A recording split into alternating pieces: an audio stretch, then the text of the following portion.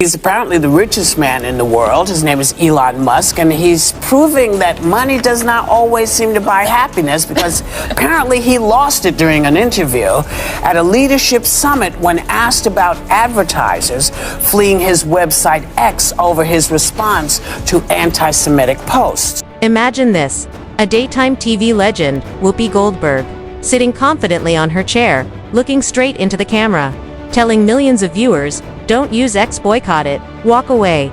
She didn't just criticize Elon Musk's platform X, she called for a full abandonment of it. But here's the twist that turns this into pure scandal. The very show she sits on, The View, survives because of Disney, a company deeply embroiled in a brutal corporate war against Musk. The irony becomes high drama. While Whoopi rallies people to cut ties with Musk's company, she seems to forget that her own paycheck depends on Disney, the very network entangled in this battle. Every word she throws at Musk only drags her closer into a fight her network cannot afford to lose. Whoopi's comments weren't casual daytime chatter. They placed The View squarely in the crossfire of one of the most heated rivalries in media today, a conflict where every statement carries consequences. Blackmail me with advertising? Blackmail me with money? Go f yourself. Actually, what this advertising boycott is going to do, it's going to kill the company. And the whole world will know that those advertisers killed the company, and we will document it in great. It was foolish of me. Of the 30,000 posts I've made, this might have been the worst and dumbest. Sharp enough to sting, yet subtle enough to slip past casual viewers. The words seemed harmless, and Whoopi laughed at the spectacle. But in reality, they laid the groundwork for something much bigger, a potential legal and financial storm aimed at Elon Musk's platform. Without realizing it, Whoopi positioned herself in the middle of that storm, mocking a man who never forgets a fight. The firestorm began when Musk replied to a tweet echoing the so-called Great Replacement theory, a toxic idea circulating in extremist corners of the internet, and within hours, outrage spread.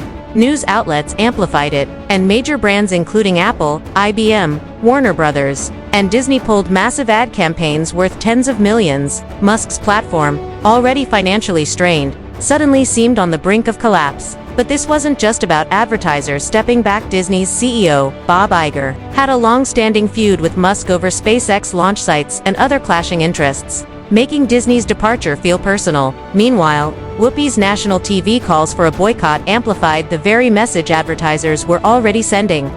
Musk's platform isn't worth supporting. What she didn't realize was that she wasn't merely expressing an opinion. She was dragging The View into a corporate war far larger than daytime banter, potentially threatening the very network that pays her paycheck. Sorry for that tweet or post. It was foolish of me. Of the 30,000, it might be literally the worst and dumbest post that I've ever. Then came a twist even Musk couldn't ignore. After watching the chaos unfold, he admitted that his reply to that tweet was a disaster. Out of more than 30,000 posts, he called it the dumbest he'd ever made, labeling it foolish and the worst thing he'd ever put online. A remarkable confession from a man who thrives on controversy. Yet even with his apology, the damage was done. Advertisers were gone. The revenue keeping X afloat vanished, and the platform teetered dangerously close to bankruptcy. Musk knew the stakes, which is why his warning carried so much weight. If the company failed, he would hold those who walked away accountable, with Disney at the top of that list. The danger for Disney is clear.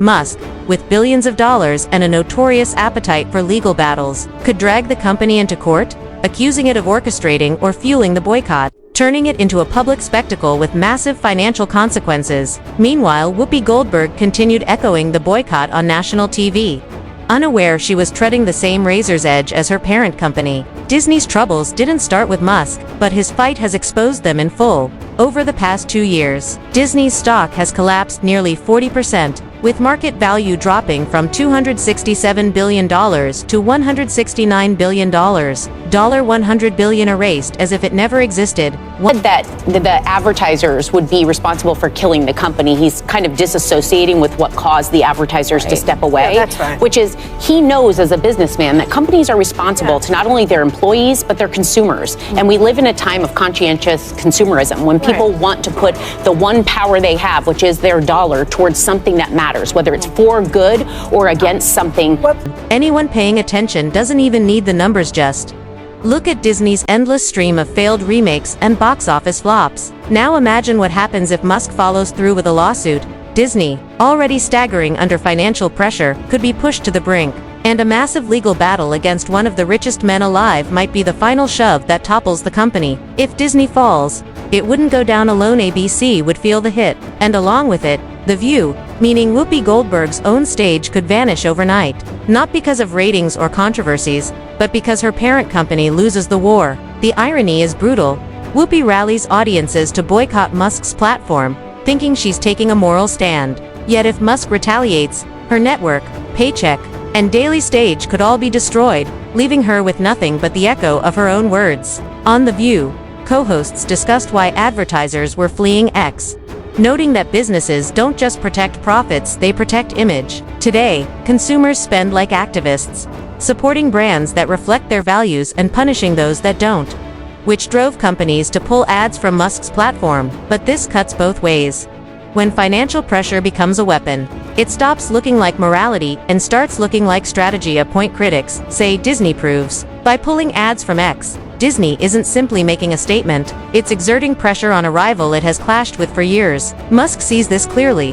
From his perspective, this isn't about values. It's a calculated attack aimed at silencing someone who doesn't fit the polished image corporations want to present. Participating, it's a big statement. Yeah. It's a big statement. If you don't participate, then you are not complicit. You are saying this is not where I want to be. Yeah. So, join us who have stopped, because I don't want to be so. Whoopi Goldberg cheered from her seat. She was unknowingly championing the very tactics Musk had vowed to fight. The feud between Musk and Disney didn't appear out of thin air. Their tension stretches back years, with one major flashpoint occurring when Disney objected to SpaceX's planned launch site in South Texas, planting the seeds of a long-standing rivalry that only intensified over time. So when Disney pulled its advertising dollars from X, Musk didn't see coincidence. He saw a continuation of a bitter grudge. Meanwhile, Whoopi used her daytime platform as a megaphone for that same conflict, urging audiences on The View to refuse participation in X, framing it as a moral stand. Don't support Musk. Don't be complicit. Walk away. The irony was sharp. While calling for a boycott, she seemed to forget her own history, having once demanded understanding and forgiveness after backlash for comments about Jewish people during World War II. Yet now denying Musk similar grace. That hypocrisy was not just glaring, it was dangerous, tying her image and her show directly into a war her network might not survive. Discussions on the economics of X further highlighted the stakes. Musk warned that the advertising boycott could kill the company, but critics argued that it wasn't advertisers but Musk's own reckless statements, including endorsing the Great Replacement post, that drove them away. Whoopi and her co-hosts echoed this reasoning, insisting brands had every right to pull support when a platform became toxic. Yet Musk refused to see it their way. Advertise. How do you think then about the economics of X? If part of the underlying model, at least today, and maybe it needs to shift. Maybe the answer is it needs to shift away from advertising. Actually, what this advertising boycott is going to do, it's going to kill the company. But those advertisers, I imagine, are going to say, we didn't kill the company. Oh yeah. They're going to say, tell it to Earth. But they're going to say, Elon, that you killed the company because you said. The advertisers weren't innocent bystanders, they were executioners, and he vowed history would record exactly who strangled X by pulling their money. His tone was defiant, filled with the certainty of a man preparing for a court battle. While critics insisted this was just business, Musk framed it as something much larger, a weapon corporations used to silence voices they disliked. For him, this wasn't about a single tweet, it was about free speech itself. Once again, Whoopi Goldberg, with her calls for a mass boycott, placed herself squarely on the side of the very corporate forces Musk was determined to dismantle. She wasn't just making a statement, she was backing a power play Musk viewed as designed to crush him. The clash stops being about tweets and becomes a fight over who controls the narrative. Musk sees Disney and similar companies not as morally upright, but as using money to silence dissent, turning virtue into corporate censorship.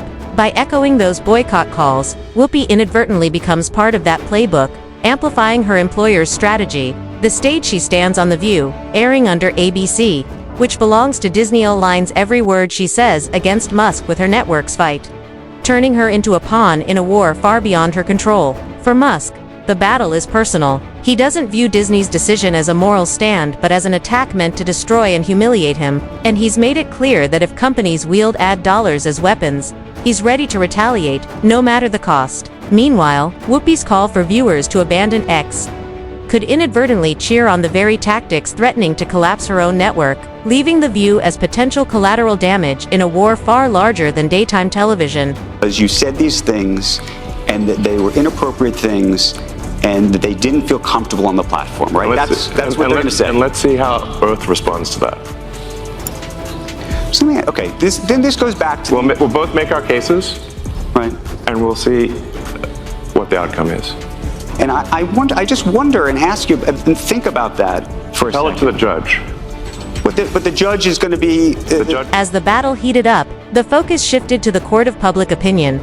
Would people side with Musk or with Disney? Critics argued that Disney was making a massive misstep, with audiences already growing weary of the company due to its endless remakes, political stances, and now its clash with Musk, fueling calls for boycotts. Musk's supporters insisted that if Disney tried to use financial leverage to silence him, the public would punish the company instead. On The View, the discussion highlighted how divided the fight had become, one side insisting advertisers had every right to distance themselves, the other claiming it was corporate bullying. Musk's stance was clear: let the chips fall where they may.